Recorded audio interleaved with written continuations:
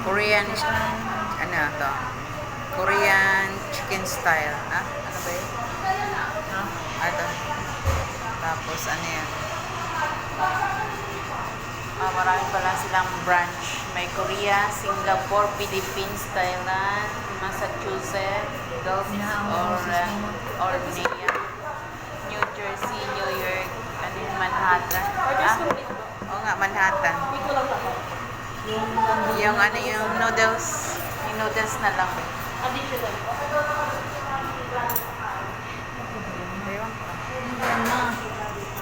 Ito, two fish chicken. Ang pang bonchon no, chicken. Tapos ito ay anong pangalan to ba? Chicken noodle soup. Ayan.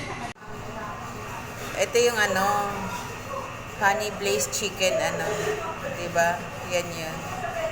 Yung flavor niya. Crispy, diba? Oh, wow, sarap.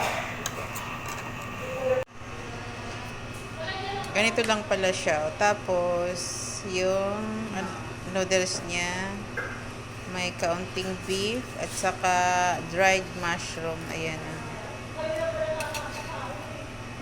Yan. Tapos, may kaunting tokwa. Ayan.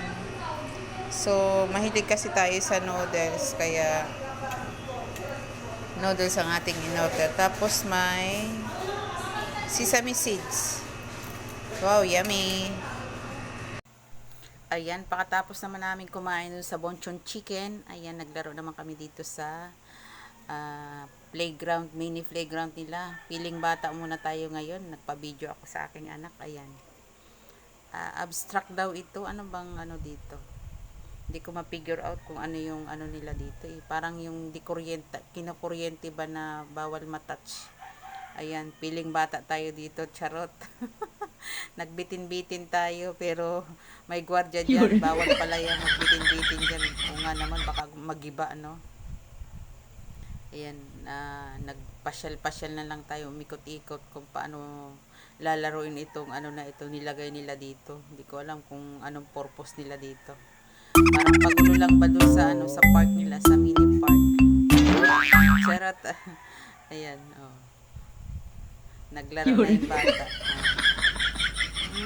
Ganyan lang pala yan, oh. Ang haba niya. Tapos parang yung gagamitan mo ng electrical rod. Tapos bawal matouch yung ano, yung pinakang bakal kasi makukuryente ka. Parang ganon pa. Yan, nilaro natin. Mataas kasi, hindi siya pambata